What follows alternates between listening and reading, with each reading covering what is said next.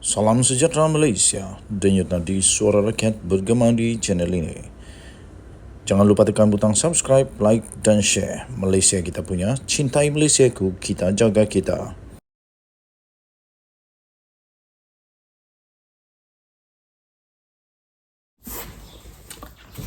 Salam sejahtera Malaysia, denyut nadi suara rakyat bergema di channel ini. Akhirnya, Mat Sabu mendedahkan perkara yang amat ditakuti oleh Bersatu, oleh Perikatan Nasional. Kalau ini memang mereka. Mat Sabu kata, jangan bagi pelampau kuasai negara. Itu kata Mat Sabu. Perpaduan yang dibina negara ini perlu terus utuh agar sebarang bentuk ekstremisme yang boleh menjejaskan keharmonian negara Malaysia antara kaum dan agama dapat dielakkan.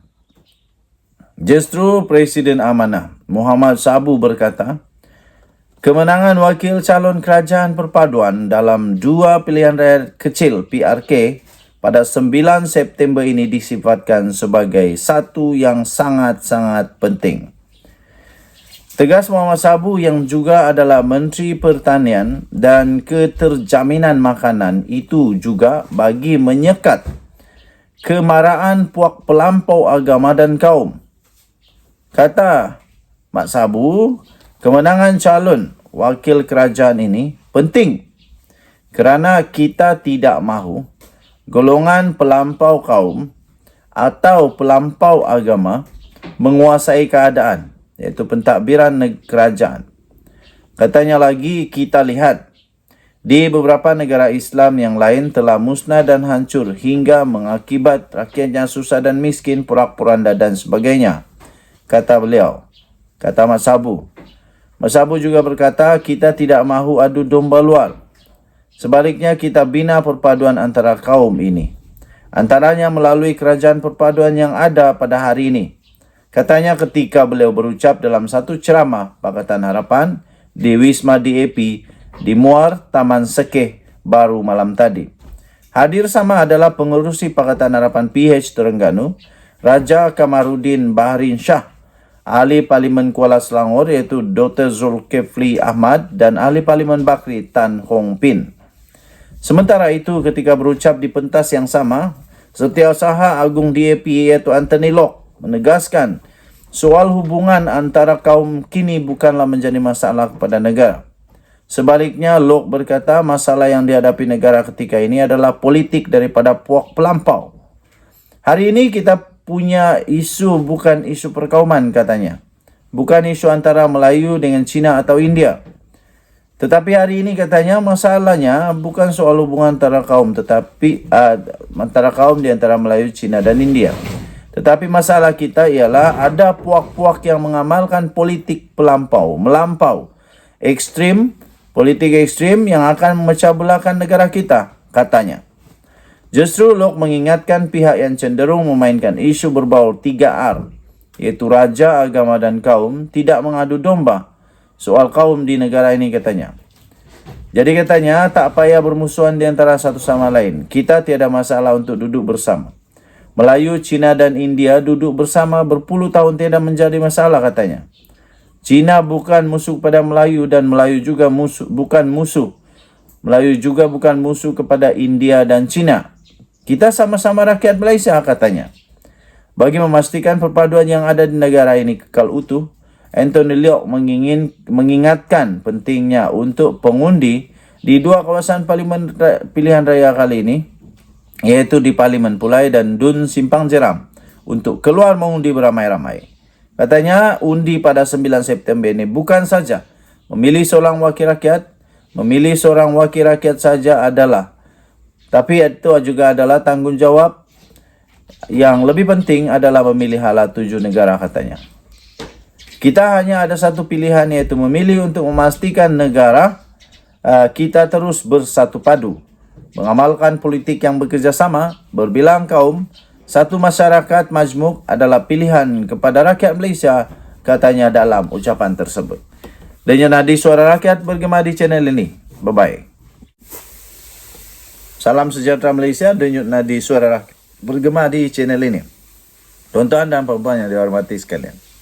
Antara kerusi yang paling panas sekarang ini dibincangkan di seluruh media sosial, di tempat-tempat blog-blog di mana-mana yang mengikuti perkembangan kenegaraan Malaysia, yang cinta akan negara Malaysia. Salah satu topik sekarang ini adalah tentang kerusi kosong, kerusi panas daripada Jabatan Peguam Negara. Of course, yang disebut yang dibincang-bincang itu tidak lain tidak bukan adalah siapakah Peguam Negara yang baru.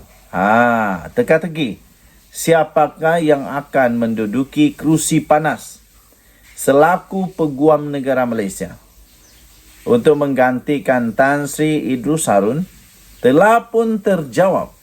Tahniah diucapkan. Telah pun terjawab apabila Datuk Ahmad Teriruddin Muhammad Saleh diumumkan sebagai Peguam Negara yang baru. Datuk Teriruddin bukanlah seorang yang asing dalam lingkungan penjawat awam, kerana beliau telah berkhidmat dengan kerajaan sejak peringkat awal kerjaya beliau lagi. Selesai menamatkan pengajian ijazah sarjana muda di Universiti Malaya pada tahun 1992. Tidak keterlaluan juga untuk dikatakan bahawa pilihan untuk melantik Datuk Teriruddin sebagai Peguam Negara Malaysia yang baru adalah pilihan yang amat tepat sekali, kerana beliau merupakan individu yang dilahirkan dan dibesarkan, iaitu born and bred dalam sistem undang-undang negara, dan telah didedahkan kepada pelbagai aspek, termasuklah dari segi sistem kehakiman, pentadbiran, baik dari segi aspek sivil maupun jenayah. Secara latar belakang ringkas ke atas pengalaman yang amat luas, Datuk Teriruddin ini dari segi pentadbiran, beliau pernah berkhidmat sebagai pegawai undang-undang kehakiman. Patutlah. Penolong kanan pendaftar. Wow. Lepas itu, beliau juga adalah pegawai khas kepada Ketua Pendaftar Mahkamah Persekutuan Malaysia. Kemudian pegawai khas kepada Ketua Hakim Negara. Dan seterusnya dilantik ke jawatan Ketua Pendaftar Mahkamah Persekutuan. Dari segi kehakiman pula, Datuk Teriruddin ini juga sebelum ini pernah dilantik sebagai magistrat, hakim Mahkamah Session dan juga pengerusi Mahkamah Perusahaan. Tidak boleh dilupakan juga adalah fakta bahawa beliau juga turut pernah menjawat jawatan penasihat undang-undang di negeri kelahiran beliau, iaitu negeri Kedah, di mana beliau telah juga turut dianugerahkan Bintang Perkhidmatan Cemerlang Kedah PCK, dan seterusnya dianugerahkan darjah Datuk Seri Setia. Darjah Datuk Setia Diraja Kedah DSDK yang membawa gelaran Datuk. Atas hikmat cemerlang beliau, Datuk Teriruddin telah turut diberikan kepercayaan untuk mengetuai bahagian pendakwaan Negeri Sembilan selaku Ketua Unit Pendakwaan melibatkan kes-kes jenayah dan kuasi jenayah. Selepas itu dan atas dasar kebolehan beliau yang pelbagai, beliau diberikan kepercayaan pula untuk mengendalikan kes-kes sivil apabila menjawat jawatan Peguam Kanan Persekutuan selaku unit kontrak dan kecuaian perubatan bahagian guaman Jabatan Peguam Negara. Berikutan daripada itu, beliau dilantik pula sebagai Timbalan Ketua Bahagian Guaman 3 Bahagian Guaman Jabatan Peguam Negara. Jawatan terakhir Datuk Teriruddin sebelum dilantik sebagai Peguam Negara Malaysia adalah sebagai Peguam Cara Negara, iaitu individu nombor 2 di Jabatan Peguam Negara Malaysia. Dari sudut sosial pula, Datuk Teriruddin bukanlah individu yang asing kepada mana-mana pegawai undang-undang, baik di Jabatan Peguam Negara maupun di sektor kehakiman. Malah beliau juga amat disenangi serta dihormati di kalangan kaki tangan kedua-dua, sokongan di kedua-dua sektor hal ini.